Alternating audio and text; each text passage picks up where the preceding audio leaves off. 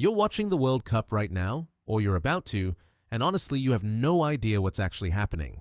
Like, you get that someone scores a goal and that's good, but why are some games meaningless and others are everything? Why do some teams go home after 3 games while others keep playing for weeks? That stuff is genuinely confusing, and nobody explains it clearly. So this video is going to fix that. I'm going to walk you through exactly how the World Cup works, from the very first game all the way to the final, so that every match you watch from here on actually makes sense.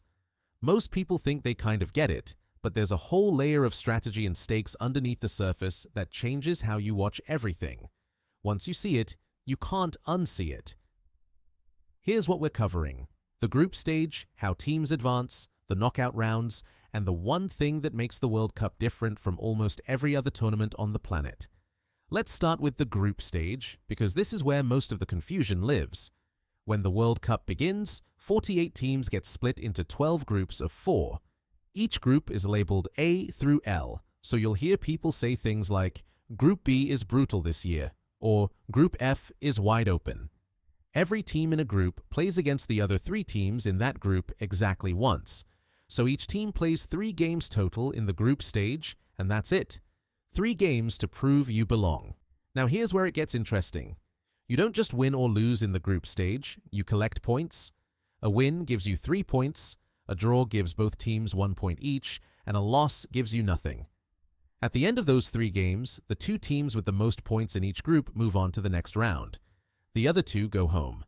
8 groups, 2 teams advance from each, so 16 teams make it through and 16 teams are done. But here's the thing that trips people up. Draws are actually really common in soccer, way more than in other sports. So you'll often see a team with 4 points advance, or sometimes a team with just 3 points sneaks through if the group was tight. And this is why you'll sometimes see a game in the final round of the group stage where both teams only need a draw to advance. They both know it, and sometimes they just kind of play it safe. It looks weird if you don't know what's happening, but it's actually completely rational. Both teams are protecting their spot. There's also a tiebreaker system for when teams finish with the same number of points, and this is where it gets a little nerdy, but also kind of fun. First, they look at goal difference, which is just goals scored minus goals allowed. So if you won one game 4-0 and lost another 1-0, your goal difference is +3. Teams with a better goal difference rank higher. If that's still tied, they look at total goals scored. And if it's still tied after that, they go to head-to-head results between just those 2 tied teams. This is why you'll sometimes see a team winning 5-0 in the last 10 minutes of a group stage game, even though they're already safe. They're padding their goal difference just in case they need it later. Every goal matters, even the ones that feel meaningless. That's important to understand, but if you don't also understand what happens once the group stage ends, the rest of the tournament is going to feel like a blur. So once 32 teams survive the group stage, the whole format changes completely. This is where the knockout rounds begin, and the name tells you everything. You lose, you go home. No second chances, no points, no safety net. 1 game, winner advances, loser packs their bags. The first knockout round is called the round of 16. The way the bracket is set up, the winner of each group plays against the runner-up of a different group. So the team that finished first in Group A plays the team that finished second in Group B, and so on.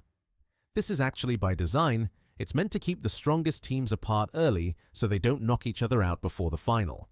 Whether it always works out that way is a different story, but that's the intention. If a knockout game is tied after 90 minutes, you go to extra time. That's 2 additional 15-minute periods. If it's still tied after extra time, you go to a penalty shootout. 5 players from each team take turns shooting from the penalty spot, and whoever scores more wins. If it's still level after 5 each, it goes to sudden death, 1 kick at a time until someone misses and someone scores. Penalty shootouts are genuinely one of the most stressful things in sports. Grown adults cry. Entire countries hold their breath. It's a lot. The round of 32 takes 16 teams down to 8. Those 8 teams play the quarterfinals, which takes it down to 4. Those 4 play the semifinals, which takes it down to 2. And those 2 play the final. The 2 teams that lose in the semifinals play each other in a third-place match a couple days before the final, which is a nice consolation but also kind of bittersweet because both teams are devastated they didn't make the final. The whole knockout stage takes a few weeks because there are rest days between rounds. Teams need to recover, especially because these guys are playing 90+ minutes every 3 or 4 days for a month. By the time the final rolls around, the players who are still standing have usually played 6 or 7 games in about a month, which is an insane amount of soccer at the highest level. Now here's the thing that makes the World Cup genuinely different from almost every other major tournament, and this is the part most casual fans don't fully appreciate. The World Cup only happens every 4 years. Not every year, not every 2 years, every 4. So for most players, they get maybe 2 or 3 chances in their entire career to win it. Some of the best players who ever lived never won one. That's the weight every team is carrying when they walk onto that field. Compare that to club soccer, where teams play in leagues and cups basically year-round, and the Champions League happens every single year. Losing in the Champions League quarterfinals hurts, but there's always next year. The World Cup doesn't work like that.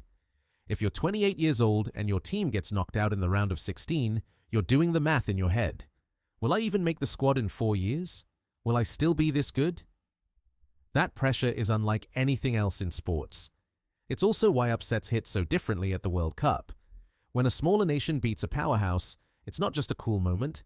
It might be a once-in-a-generation thing for that country.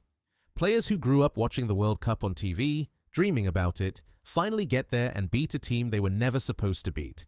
And the fans back home lose their minds completely. That's the magic of it. But the tournament doesn't just appear out of thin air. There's a whole qualification process that happens in the 2 years before the World Cup even starts, and it's brutal. Every country in the world that wants to compete has to play qualifying matches against other countries in their region. Europe, South America, Africa, Asia, North and Central America, they all have their own qualification tournaments, and only a certain number of spots are available from each region. Europe gets the most spots because it has the most competitive soccer. South America gets fewer spots, but they're also incredibly hard to earn because the competition is so fierce. Some countries spend years trying to qualify and never make it. The fact that a team is even at the World Cup means they already survived a gauntlet. The host country gets an automatic spot, which is one of the reasons hosting the World Cup is such a big deal. You're guaranteed to be there regardless of how your qualifying campaign goes. The host also gets home crowd support for every group stage game, which is a massive advantage. A few times in history, the host country has won the whole thing: Brazil in 1970, Argentina in 1978, France in 1998. It happens more than you'd expect. So let's bring this all together because there's a clean arc to how this whole thing runs. It starts with 32 teams and 3 weeks of group stage games where everyone is fighting for points, managing goal difference, and trying to survive without burning out their best players too early. Then it shifts into the knockout stage where the format completely changes and every single game is life or death.